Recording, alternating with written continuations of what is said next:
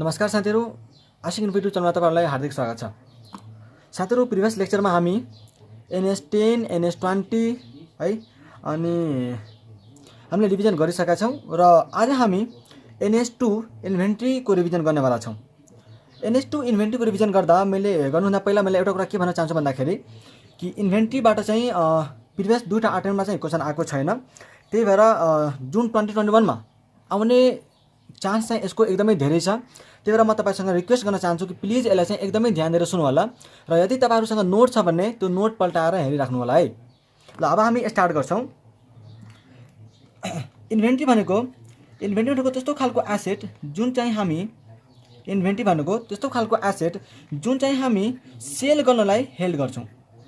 Inventory भनेको त्यस्तो खालको एसेट जसलाई हामी सेल गर्नलाई होल्ड गरेर राखेका हुन्छौं। ठीक छ। त्यस्तै यदि हामी सामान बनाउँदा बनाउँदै अहिले सामान चाहिँ पुरै कम्प्लिट भएको छैन, केही सामान हैन बीचमा गएर मतलब पुरै मटेरियल चाहिँ लागेको छैन, पुरै लेबर वा त पुरै प्रोडक्सन ओभरहेड जति लाग्नुपर्ने हो त्यति चाहिँ लागेको छैन, आधीमा गएर अड्क्या छ भने त्यसलाई चाहिँ हामी WIP भन्छौं र WIP पनि हाम्रो लागि के हुन्छ, इन्भेन्ट्रीमै पर्छ। त्यस्तै जुन म आउटपुट प्रोड्युस गर्दैछु त्यो आउटपुट प्रोड्युस गर्नलाई जुन मलाई मटेरियल चाहिन्छ त्यो मटेरियल पनि मेरो लागि के हुन्छ, इन्भेन्ट्री हुन्छ। मतलब इन्भेन्ट्रीको डिफिनेसनमा तीनवटा कुरो पर्ने भयो। त्यो सबै एसेट जुन चाहिँ मैले सेल गर्नलाई होल्ड गरा हुन्छु, नट फर युज। यो चाहिँ तपाईले ध्यान दिनुहुन्छ। युज गर्नलाई मैले कुनै एसेट होल्ड गराएको छ भने त्यो चाहिँ फेरि इन्भेन्ट्री मेरो हुँदैन। मैले सेल गर्नलाई कुनै इन्भेन्ट्री होल्ड गरेर राखेको छु भने त्यो मेरो के हुन्छ, इन्भेन्ट्री हुन्छ। ठीक छ।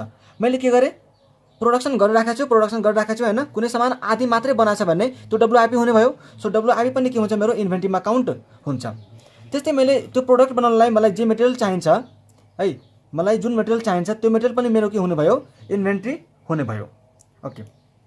त्यसपछि हामी एउटा कुरा के गर्छौं, यो त इन्भेन्ट्रीको मिनिङ हामीले बुझ्यौं कि इन्भेन्ट्रीमा चाहिँ यो कुराहरु पर्छ। अब NS2 चाहिँ कुन कुन कुराहरुमाथि चाहिँ लागू हुँदैन त? NS2 कुन कुराहरुमाथि लागू हुँदैन? नन एप्लिकेबिलिटी हामी हेर्छौं। नन एप्लिकेबिलिटी को कुरा गर्ने हो भने सबभन्दा पहिला यो चाहिँ कन्स्ट्रक्सन कन्ट्र्याक्ट है। कन्स्ट्रक्सन कन्ट्र्याक्ट तपाई पढ्नुहुन्छ NS11 मा, हामी त्यो पनि रिभिजन गर्छौं है। NS11 बेला NS11 जब तपाई पढ्नुहुन्छ त्यहाँ कन्स्ट्रक्सन कन्ट्र्याक्ट छ NS11 मा। त्यो कन्स्ट्रक्सन कन्ट्र्याक्टको WIP मा चाहिँ NS2 लागू हुँदैन। त्यस्तै सर्भिस प्रोभाइडरको लागि पनि NS2 चाहिँ लागू हुँदैन। जस्तै अडिटिङ सर्भिस, कुनै प्रोफेसनल सर्भिस, डाक्टरको सर्भिस, त्यस्तो खालको सर्भिस प्रोभाइडिङ छ भने त्यो सर्भिस प्रोभाइडिङहरु के हुन्छ, NS2 लागू हुँदैन। यसको लागि चाहिँ छुट्टै NS छ, NS38 इन्टेन्जिबल एसेट तपाई भनेर पढ्नुहुन्छ। त्यो NS38 चाहिँ सर्भिस प्रोभाइडिङको केसमा लागू हुन्छ। ओके। त्यसपछि यहाँ के छ भन्दा कि कुनै एउटा बिजनेस छ, त्यो बिजनेसको काम के हो भन्दाखेरि शेयर डिबेन्चरहरु किन्ने र बेच्ने है। शेयर एन्ड डिबेन्चर वा त अरु कुनै सेक्युरिटीजहरु यसको कामै के छ, मात्र किन्ने र बेच्ने काम छ भने त्यो केसमा यदि कुनै लास्टमा क्लोजिङ डेटमा गएर कुनै शेयर डिबेन्चर राखेको छ भने त्यसको लागि चाहिँ इन्भेन्ट्री मतलब NS2 चाहिँ लागू हुँदैन। त्यसपछि बायोलोजिकल एसिड्स है। बायोलोजिकल एसिड भनेको जस्तै गाई, भैँसी, बाख्रा हैन, त्यस्तो कुनै एसिडहरु छ भने त्यस्तोमा चाहिँ फेरि NS2 लागू हुँदैन। यसको लागि अर्कै अकाउन्टिङ स्ट्यान्डर्ड छ जुन चाहिँ हामी CA फाइनलमा मतलब क्याप 3 मा गएर पढ्छौं। ठीक छ। यो मैले के भने भन्दाखेरि कि इन्भेन्ट्री जुन चाहिँ NS2 हैन, नेपाल अकाउन्टिङ स्ट्यान्डर्ड 2 चाहिँ यो कुराहरुमा लागू हुनेवाला छैन। तर यहाँ विद्यार्थी कहाँ झुकिन्छ भन्दाखेरि यहाँ चाहिँ मैले के लेखेको छु, NS11 को कन्स्ट्रक्सन कन्ट्र्याक्टको WIP मा चाहिँ लागू हुँदैन है। फेरि यसको जुन मटेरियल छ नि, कन्स्ट्रक्सन कन्ट्र्याक्टमा जुन मटेरियल हुन्छ नि हो त्यसको लागि चाहिँ लागू फेरि हुन सक्छ। WIP मा चाहिँ NS2 लागू हुँदैन। जस्तै कन्स्ट्रक्सन कन्ट्र्याक्टमा जुन रियल एस्टेटको बिजनेस हुन्छ नि, घर बनाउने बेच्ने भन्ने हुन्छ नि, त्यो कुनै घर आधी मात्रै कम्प्लिट भएको छ भने त्यो केसमा चाहिँ NS2 लागू हुँदैन। तर घरको बनाउनलाई जुन मलाई मटेरियल चाहिन्छ त्यो मटेरियलमा चाहिँ फेरि NS2 लागू हुन सक्छ। ओके। यो क्लियर भयो भने हामीसँग थर्ड टपिक छ मेजरमेन्ट अफ इन्भेन्ट्री। यो दुईटा टपिक बुझ्नु भयो, मेजरमेन्ट अफ इन्भेन्ट्री। ठीक छ। र यो मैले एउटा कुरा तपाईँलाई के भन्न चाहन्छु भन्दाखेरि कि हामी NS2 इन्भेन्ट्रीको आइकानमा सोधेको सबै क्वेसन है, एउटा पनि क्वेसन नछोडिकन हामी यहाँ गर्नेवाला छौँ। ठिक छ। सो प्लिज तपाईँ यो च्यानललाई चाहिँ सब्सक्राइब गरिराख्नु होला है, किनकि जब म भिडियो अपलोड गर्छु तपाईँलाई चाहिँ यतिकै नोटिफिकेसन आउँछ र तपाईँ सबभन्दा पहिला हेर्न सक्नुहुन्छ। हुन्छ। सो मेजरमेन्ट अफ इन्भेन्ट्री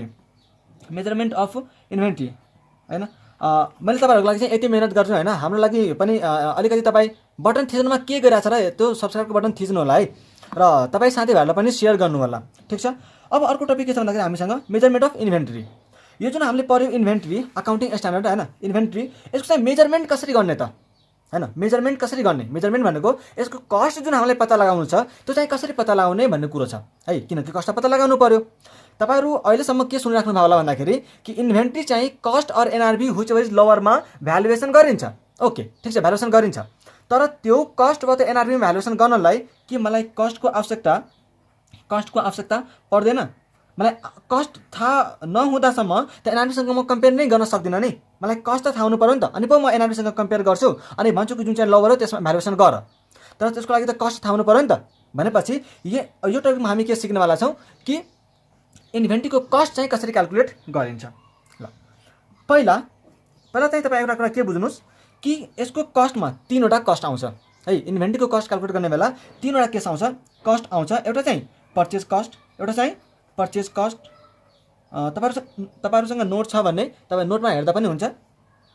एउटा हामी पर्चेज कस्ट लिन्छौँ कस्टमा है, अर्को कस्ट कन्भर्जन कस्ट भन्ने हुन्छ, कन्भर्जन कस्ट।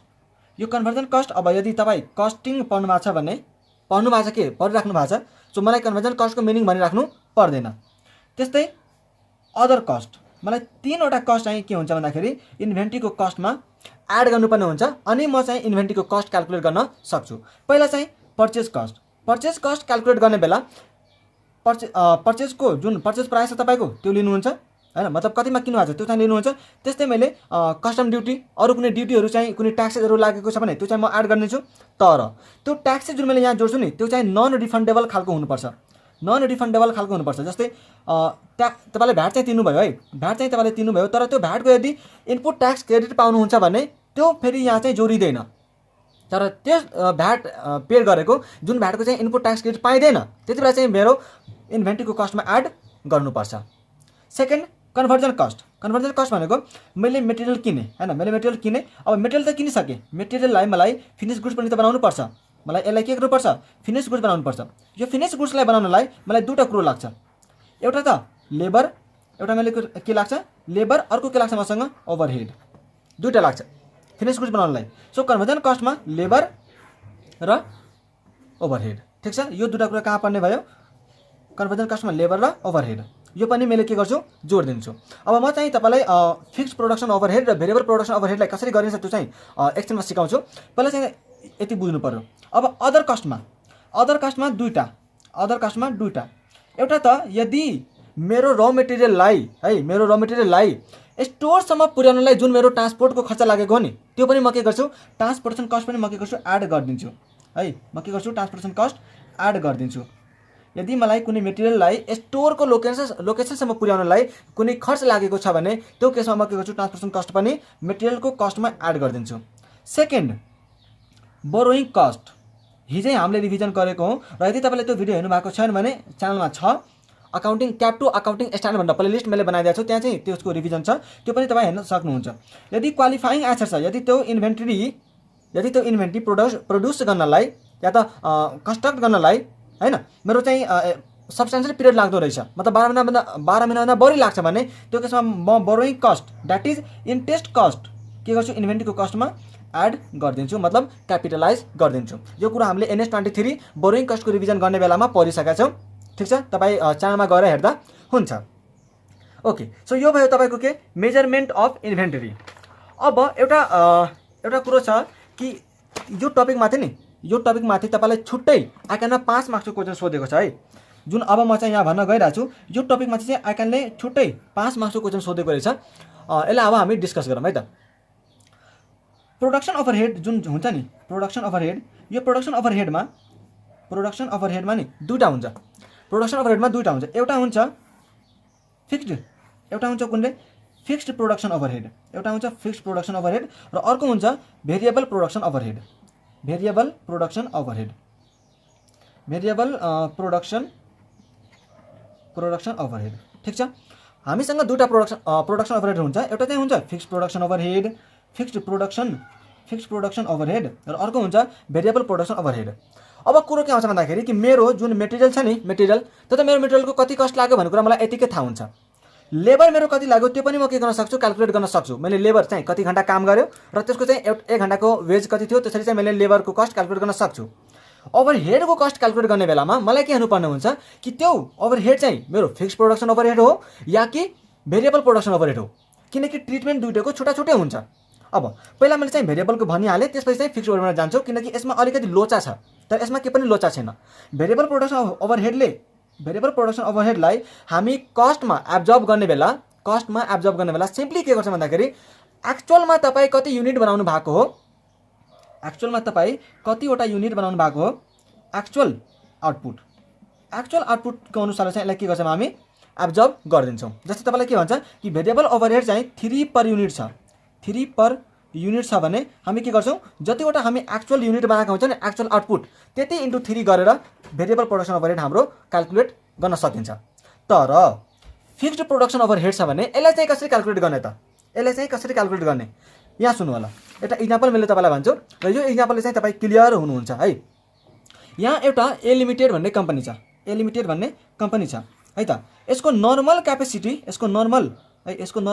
कति छ भन्दा यसको नर्मल क्यापेसिटी 1 लाख युनिट छ। यसको नर्मल क्यापेसिटी कति छ, 1 लाख युनिट। ठिक छ, तर यसले चाहिँ एक्चुअल आउटपुट हैन, एक्चुअल आउटपुट चाहिँ यसले कति बनायो भन्दाखेरि एक्चुअल आउटपुट चाहिँ यसले 50,000 मात्रै बनायो है, 50,000 चाहिँ मात्रै युनिट बनायो र नर्मल क्यापेसिटी यसको कति छ अरे 1 लाख युनिट्स भने यसले के भन्छ अब NS2 ले कि जुन मेरो फिक्स्ड प्रोडक्सन ओभरहेड हो नि, जुन मेरो फिक्स्ड प्रोडक्सन ओभरहेड हो त्यो फिक्स्ड प्रोडक्सन ओभरहेडलाई म नर्मल क्यापेसिटी बेसिसमा एब्जर्ब गर्छु, म नर्मल क्यापेसिटीको बेसिसमा एब्जर्ब गर्छु।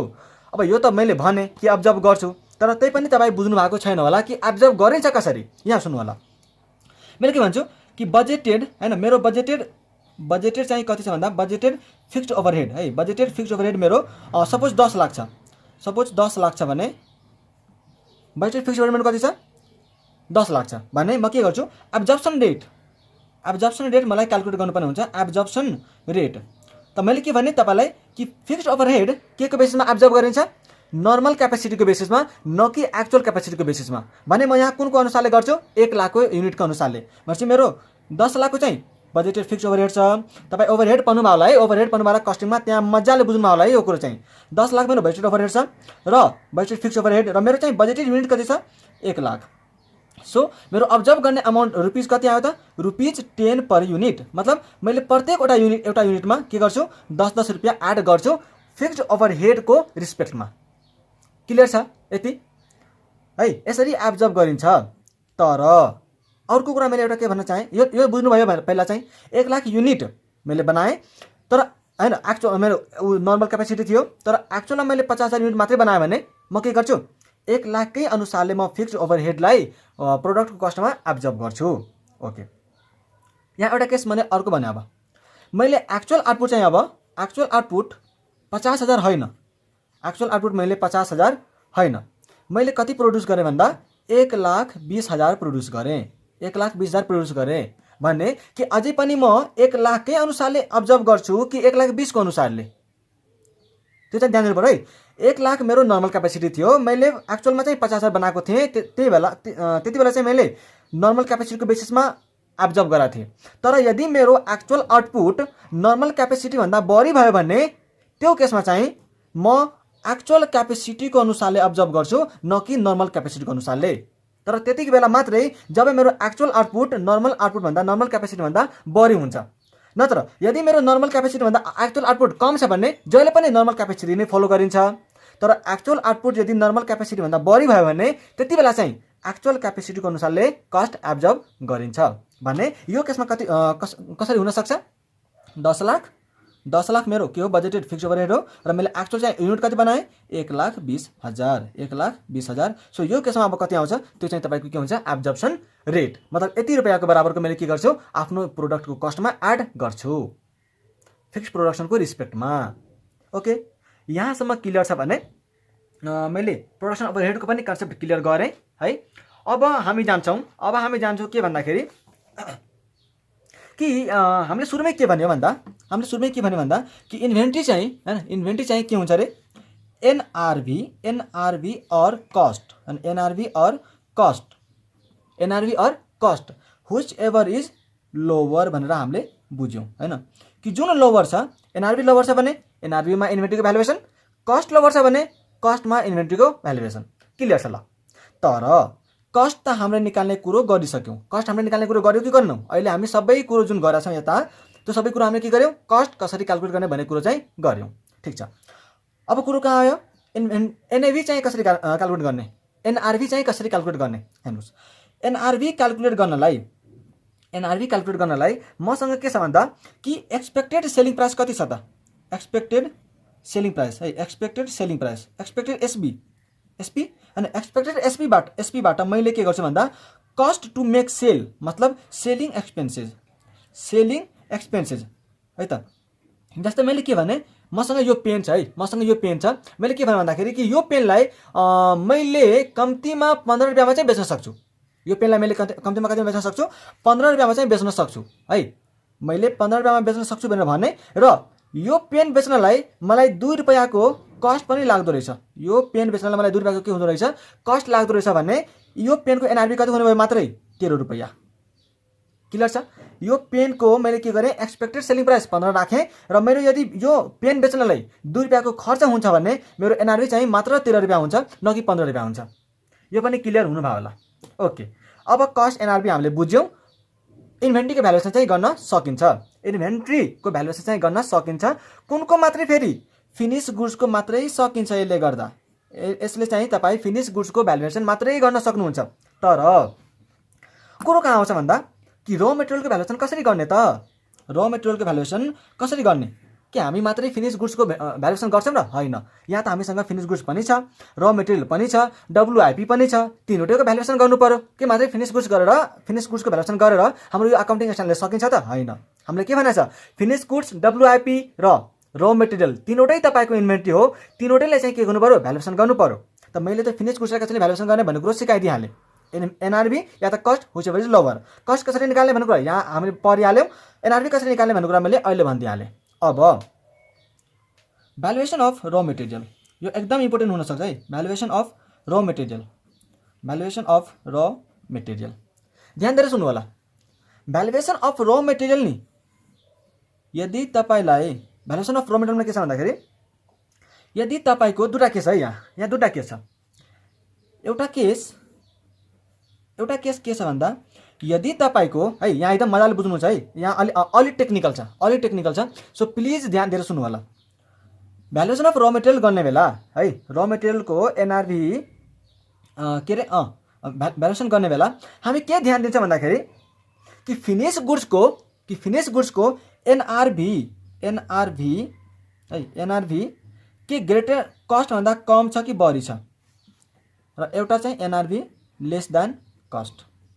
ठिक छ, यो चाहिँ हामीले ध्यान दिन्छौँ कि र मेटेरियलको भ्यालुएसन गर्नलाई हामी के ध्यान दिन्छौँ भन्दा कि फिनिश गुड्सको एनआरभी कस्ट भन्दा धेरै छ कि कस्ट भन्दा कम छ। यदि फिनिश गुड्सको यो दुईटै फिनिश गुड्सको ठिक छ, यदि फिनिश गुड्सको नेट रियलाइजेबल भ्यालु मतलब एनआरभी कस्ट भन्दा धेरै छ भने हामी के बुझ्छौँ कि फिनिश गुड्सको भ्यालु चाहिँ मार्केटमा धेरै रहेछ हैन र। कस्ट सपोज यसको 100 रुपियाँ छ, र मार्केटमा चाहिँ यसले बेच्न कतिमा सकिन्छ 130 रुपियाँमा भने यसको मार्केटमा के छ भ्यालु धेरै छ नि त। ठिक छ, हामी रिकर्डिङ चाहिँ 100 मै गर्छौँ, तर मार्केटमा भ्यालु त उसको धेरै छ नि त हैन र, मार्केटमा उसको भ्यालु धेरै छ नि त भनेपछि मार्केटमा भ्यालु उसको धेरै छ भने हामी के गर्छौँ र मेटेरियल पनि धेरै किन्छौँ र फिनिश गुड्स धेरै बनाउन हामी चाहन्छौँ किनकि मार्केटमा 130 को बेचिरहेछ नि त, त्यही भएर हामी धेरै आउटपुट बनाउन खोज्छौँ। सो यो केसमा के गर्छ भन्दा र मेटेरियललाई, सो यो केसमा र मेटेरियल चाहिँ के हुन्छ एक्चुअल कस्टमा भ्यालुएसन गरिन्छ। र मेटेरियललाई एक्चुअल कस्टमा भ्यालुएसन गरिन्छ यदि एनआरभी कस्टभन्दा के छ ग्रेटर छ भने। तर यदि एनआरभी कस्टभन्दा कम छ, यदि एनआरभी कस्टभन्दा कम छ मतलब कस्ट चाहिँ 100 रुपैयाँ हो तर एनआरभी चाहिँ तपाईँको के छ भन्दा 80 रुपैयाँ मात्रै छ। ओहो, यहाँ त अब के भयो, हे तरिका बनाउनलाई मेरो सामानको 100 रुपैयाँ लाग्छ र मार्केटमा यदि 80 रुपैयाँमा बेचिरहेछ भने के म यो आउटपुट बनाउन चाहन्छु? मैले बनाउन चाहदिनँ नि त। के म अब एक्स्ट्रा र मेटेरियलहरू किन्छु? म अब किन्दिनँ नि। है 100 रुपैयाँको कस्ट लगाएर मेरो 80 रुपैयाँमा कुनै सामान बेचिरहेछ भने म त्यो सामान बनाउँदैन नि। सामानै बनाउँदिनँ भने त मैले र मेटेरियल किन किन्छु होला भने र मेटेरियलको पनि हेर्नुहोस् हैन, फिनिस गुड्सको भ्यालु कम भइसक्यो त र मेटेरियलको भ्यालु कहाँबाट बढ्छ हैन भनेपछि यो केसमा के गरिन्छ, र मेटेरियललाई रिप्लेसमेन्ट कस्टमा के गरिन्छ भ्यालुएसन गरिन्छ। रिप्लेसमेन्ट कस्टमा भ्यालुएसन गरिन्छ। किन रिप्लेसमेन्ट कस्टमा? किनकि मेरो जुन अहिले र मेटेरियल मैले किनिरहेको हो नि, त्यो र मेटेरियल त अब यसको लागि त कामै लाग्यो नि त। मैले यो आउटपुट बनाउँदिनँ किनकि यसको मार्केटमा भ्यालु के छ 80 रुपैयाँ छ। कस्ट मेरो 100 रुपैयाँ लाग्छ, मार्केटमा चाहिँ यसको 80 रुपैयाँ छ भने म यो आउटपुट बनाउँदिनँ। अब यो मैले र मेटेरियल जुन किनिरहेको थिएँ त्यो मैले र मेटेरियल किन्दिनँ, अब म के गर्छु, म अर्को र मेटेरियल किन्छु। त्यही भएर यसको के गर्छु, म रिप्लेसमेन्ट कस्टमा यसको भ्यालुएसन गरिन्छ। ओके, त यो थियो तपाईँको भ्यालुएसन अफ र मेटेरियल। अब हामी जान्छौँ भ्यालुएसन अफ डब्लुआइपी। अब हामी केसमा जान्छौँ भ्यालुएसन अफ डब्लुआइपी है। ध्यान दिएर सुन्नु होला, valuation of WIP, valuation of यो बुझ्नुभयो नि है। भ्यालुएसन अफ डब्लुआइपी मतलब वर्क इन प्रोग्रेसको चाहिँ कसरी भ्यालुएसन गरिन्छ। मतलब मैले चाहिँ एउटा ए भन्ने प्रोडक्ट बनाउँछु हैन, त्यसलाई चाहिँ बनाउँदै भने त यो आधी मात्रै कम्प्लिट भएको छ हैन। अहिले कम्प्लिट गर्न चाहिँ अझै पनि बाँकी छ कि, यसलाई चाहिँ यति मात्रै कम्प्लिट भएको छ र अझै चाहिँ कम्प्लिट गर्न बाँकी छ भने यो चाहिँ मेरो लागि के हुने भयो, डब्लुआइपी मेरो हुने भयो। यसलाई चाहिँ हामीले के भन्छौँ, वर्क इन प्रोग्रेस भनेर भन्छौँ। अब यसले के भन्छ कि डब्लुआइपीको भ्यालुएसन गर्नलाई हामीलाई दुईटा कुरो हेर्नुपर्ने हुन्छ। एउटा त कि अहिलेसम्म हामी यसको कति कस्ट इन्कर गर्यौँ, कस्ट इन्कर्ड टिल डेट, अहिलेसम्म हामी चाहिँ कति कस्ट इन्कर गर्यौँ है। यहाँ ध्यान दिएर सुन्नु होला। अहिलेसम्म चाहिँ मैले डब्लुआइपीमा यदि डब्लुआइपी मेरो आधीसम्म मात्रै कम्प्लिट भएको छ भने त मैले के न के त कस्ट इन्कर गरेँ होला नि त। त्यो आधीसम्म ल्याउनलाई मैले के न के त कस्ट इन्कर गरेँ होला। So cost incur till date चाहिँ तपाईँको कति छ, और एनआरभी हुसेभर इज लोवर। तर मैले तपाईँहरू के भन्न सक्नुहुन्छ भन्दा कि ठिक छ हामीले त फिनिस गुड्सको एनआरभी निकाल्न सक्यौँ, कि एक्सपेक्टेड सेलिङ प्राइस चाहिँ फिनिस गुड्सको कति छ माइनस उसलाई चाहिँ सेलिङ एक्सपेन्सेस मतलब उसलाई बेच्न चाहिँ कति खर्च लाग्छ भन्ने कुरो चाहिँ घटाएर हामी एनआरभी निकाल्छौँ भन्ने कुरा बुझ्यौँ। तर डब्लुआइपीको चाहिँ एनआरभी कसरी निकालिन्छ भन्ने कुरो चाहिँ तपाईँले बुझ्नुपर्छ। हेर्नुहोस्, एनआरभी हैन, डब्लुआइपीको एनआरभी निकाल्नलाई पनि हामी पहिला एनआरभी अफ फिनिस गुड्स नै निकाल्छौँ है। डब्लुआइपीको नेट रियलाइजेबल भ्यालु मतलब एनआरभी निकाल्नलाई हामी पहिला के निकाल्छौँ, एनआरभी अफ फिनिस गुड्स निकाल्छौँ। ठिक छ, एनआरभी अफ फिनिस गुड्सबाट हामी दुईटा कुरा घटाइदिन्छौँ।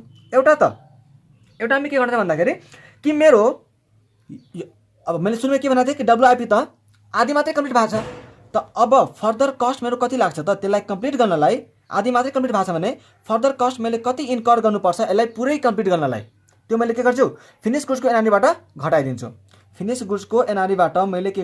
घटाइदिन्छु। माइनस यहाँ पनि सेलिङ एक्सपेन्सेस घटाइन्छ, सो यो सेलिङ एक्सपेन्सेस घटाइसकेपछि तपाईँको के आउँछ, एनआरभी अफ डब्लुआइपी है। एनआरभी अफ डब्लुआइपी र यो जुन आउँछ नि अब यो भ्यालुमा र यहाँको जुन भ्यालु छ कस्ट इन्कर टिल डेटवालामा, यो दुईटा भ्यालुमा जुन लोभर छ त्यसमा चाहिँ तपाईँ डब्लुआइपीको भ्यालुएसन गर्नुहुन्छ। ओके, अब अझै पनि छ यो इन्भेन्ट्री चाहिँ अलि लामै छ हैन, वेट गरेर बस्नु होला। सबै इम्पोर्टेन्ट टपिकहरू छ, कुनै टपिकलाई चाहिँ इम्पोर्टेन्ट छैन भनेर भन्नै मिल्दैन हैन, सबै एकअर्कालाई चाहिँ डोमिनेट गर्ने टपिकहरू छ क्या यहाँ। अब अर्को इम्पोर्टेन्ट टपिक है। अरू एउटा लास्टमा छ अलिक कम इम्पोर्टेन्ट टपिक, त्यसलाई चाहिँ मैले चाँडै सकाइदिन्छु, तर यो पनि एउटा इम्पोर्टेन्ट टपिक नै हो है, यो पनि एउटा इम्पोर्टेन्ट टपिक नै हो कि how to identify cost, how to identify cost, how to identify cost.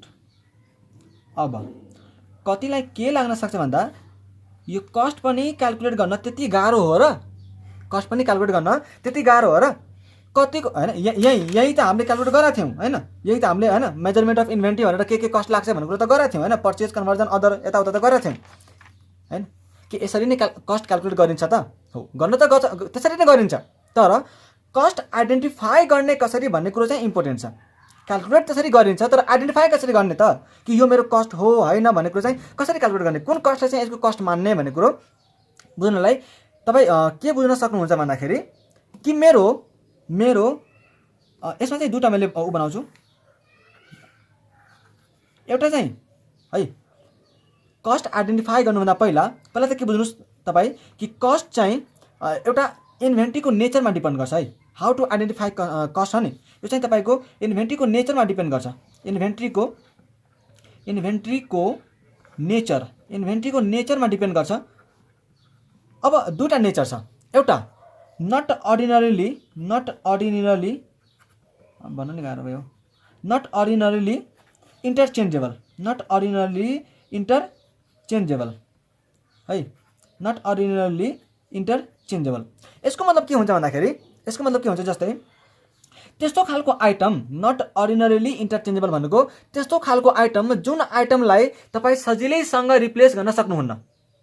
Not अर्डिनरली interchangeable भनेको त्यस्तो खालको आइटम जुन आइटमलाई तपाईँ सजिलैसँग रिप्लेस गर्न सक्नुहुन्न। जस्तै तपाईँले एउटा एरोप्लेन किनेर ल्याउनु भयो हैन, अनि भोलि बिहान गएर हे मलाई यो ल्यापटप ऊ चाहिँ मन पर्ने एरोप्लेन मलाई अर्को दिनुहोस् त, जानु न भित्र छ राखेको छ धेरै, त्यहाँबाट कुनै एउटा उठाएर लग्नु न भनेर भन्छ र कसैले भन्दैन नि।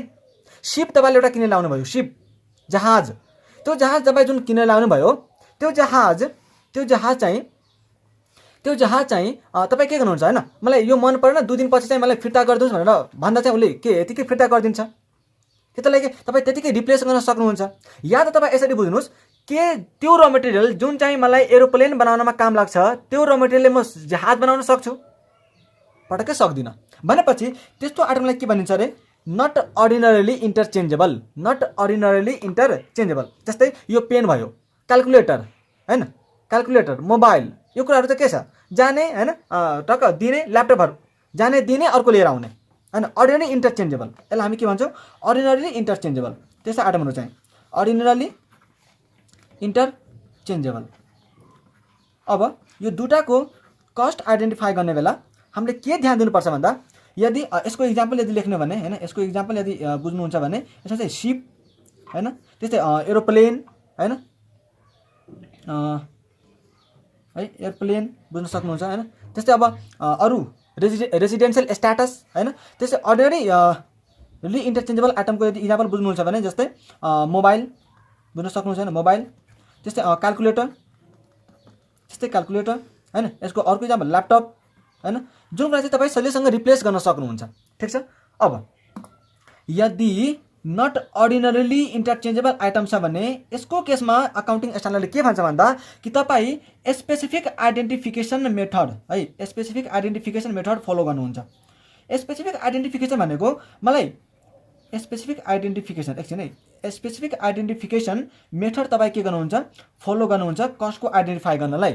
यसको मतलब के भयो भन्दाखेरि कि म के गर्छु प्रत्येक एउटा सिपको, प्रत्येक एउटा प्लेनको चाहिँ छुट्टै कस्ट निकाल्छु, छुट्टै कस्ट सिट हेर्छु कि यो एउटा सिप बनाउन चाहिँ मेरो कति कस्ट लागेको हो, यो चाहिँ यसको कस्ट मात्रै भयो। अर्को सिपको म अर्को सिपको चाहिँ अर्को कस्ट सिट हेर्छु, एउटा एयरप्लेनको एउटा कस्ट सिट हेर्छु, अर्को एयरप्लेनको अर्को कस्ट सिट हेर्छु, सबैको छुट्टै मलाई कस्ट कति लागेको हो भन्ने कुरा चाहिँ मैले थाहा पाउनु पर्यो। किनकि सबै एरोप्लेनमा त्यही अनुसारको कस्ट लागेको होला भनेर हामीले एज्युम गर्न सक्दैनौँ, किनकि सबै एरोप्लेन के हुन्छ कस्टमाइज्ड बेसिसमा बनाइन्छ। कसैले चाहिँ डिलक्सवाला हैन सिट लाउनु पर्ने होला, कसैले चाहिँ हैन अलि हेभी खालको मेटेरियल लाउनु पर्ने होला।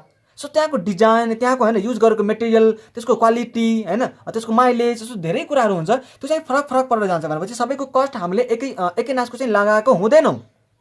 त्यही भएर हामीले के गर्छौँ भन्दा कि यो केसमा चाहिँ हामीले छुट्टा छुट्टै कस्ट सिट हेर्छौँ, सबै आइटमको छुट्टा छुट्टै कस्ट सिट लिएर है त्यसलाई आइटम पनि भन्छ या त स्पेसिफिक आइडेन्टिफिकेसन मेथड पनि भनिन्छ। सो त्यो गरेर हामीले के गर्छौँ भन्दाखेरि कस्ट आइडेन्टिफाई गर्छौँ। अब के छ, अर्डिनरली इन्टरचेन्जेबल आइटम छ भने, अर्डिनरली इन्टरचेन्जेबल आइटम छ भने यहाँ चाहिँ तपाईँ हामीसँग दुईवटा छ। एउटा चाहिँ फिफो मेथड है, इन्भेन्ट्री NS2 इन्भेन्ट्रीले हामीलाई दुईवटा मेथड मात्रै दिएको छ है। यो दुईवटा मेथडभन्दा बाहिर चाहिँ अरू मेथड हामीले युज गर्न पाउँदैनौँ इन्भेन्ट्रीको भ्यालुएसन गर्नलाई। एउटा त फिफो मेथड हामीलाई दिएको छ र अर्को चाहिँ व्याक मेथड दिएको छ, वेटेड एभरेज कस्ट मेथड। ठिक छ, र यो त तपाईँलाई थाहा छ, यो त तपाईँलाई थाहा छ होइन। अब जो विद्यार्थीहरूले सुनमा भन्छ नि कि कस्ट चाहिँ किन आइडेन्टिफाई गर्नु पर्यो, कस्ट आइडेन्टिफाई गर्न एकदम सजिलो छ जसले भन्छ नि, त्यसले चाहिँ के बुझ्नु होला भन्दाखेरि मैले यहाँदेखि लिएर यो मेरो फर्स्ट सालको सुरु हो, यहाँसम्म त मैले के गरेँ होला, सामान पर्चेस गरेँ होला नि त। यहाँ पर्चेस गरेँ होला, यहाँ यहाँ यहाँ यत्रोचोटि मैले पर्चेस गरेँ कि मेरो जुन मेरो पर्चेस प्राइस थियो कि मेरो त्यो सधैँ कन्स्ट्यान्ट होला र, त्यो मेरो सधैँ कन्स्ट्यान्ट होला र भनेपछि जुन यहाँ मैले पर्चेस प्राइस तिरेको थिएँ कि त्यही प्राइस मेरो यहाँ पनि छ भनेर एज्युम गर्न मिल्छ कि यही चाहिँ यहाँ पनि कस्ट होला भनेर एज्युम गर्न मिल्छ? मिल्दैन नि त। मेरो पर्चेस प्राइस मैले फरक फरक तिरेको होला, हो कि होइन? सो त्यही भएर कस्ट चाहिँ हामीले आइडेन्टिफाई गर्नुपर्ने हुन्छ र त्यो कस्ट हामी कसरी आइडेन्टिफाई गर्छौँ, अर्डिनरी इन्टरचेन्जेबल आइटम छ भने फिफो मेथड अनुसारले तपाईँलाई थाहा छ फिफोमा कसरी गरिन्छ होइन। यो पहिलाको आइटम, त्यसपछि आइटम इस्यु भयो, यो आइटम रिमेनिङ होइन, त्यसरी चाहिँ इस्यु होइन हामीले गर्छौँ नि रिसिट इस्यु र ब्यालेन्सवाला हो। त्यसरी गरेर लास्ट हामीसँग क्लोजिङ स्टकमा कति बाँकी रहन्छ त्यसको चाहिँ कस्ट त्यहाँ प्राइस कति छ त्यो अनुसारले हामी भ्यालुएसन गर्छौँ र त्यो चाहिँ त्यति बेला चाहिँ त्यो इन्भेन्ट्रीको के हुन्छ, कस्ट आउँछ। त्यस्तै व्याकमा के गर्छौँ, व्याकमा के गर्छौँ, सबैको प्राइस होइन, सबैको प्राइस इन्टु क्वान्टिटी, एउटाको प्राइस इन्टु क्वान्टिटी, फेरि अर्कोको प्राइस इन्टु क्वान्टिटी, फेरि price into quantity plus price into quantity plus price into quantity सबै गरेर होइन डिभाइड बाई टोटल क्वान्टिटी गरिदिने। डिभाइड बाई टोटल क्वान्टिटी गरिदियो भने तपाईँको वेटेड एभरेज कस्ट अनुसारले के हुन्छ, कस्ट इन्भेन्ट्रीको चाहिँ कस्ट निकाल्न सक्नुहुन्छ। सो मैले यो पनि डिस्कस गरेँ how to identify cost, how to identify cost भनेर हामीले डिस्कस गऱ्यौँ। ओके, अब लास्ट टपिक छ हामीसँग joint product and by product, allocation of है। लास्ट टपिक छ हामीसँग के, एलोकेसन अफ कस्ट है। एलोकेसन अफ कस्ट भनेको कस्टको चाहिँ एलोकेट गर्नु पर्यो, कस्टको चाहिँ एलोकेट गर्नु पर्यो कुनमा, allocation of cost, allocation of cost to joint product JP and BP है त। मलाई के गर्नु पर्यो अब, जोइन्ट कस्ट जस्तै मैले एउटा प्रोसेस लगाएर के गर्छु भन्दाखेरि आफ्नो आउटपुट चाहिँ प्रड्युस गर्छु होइन।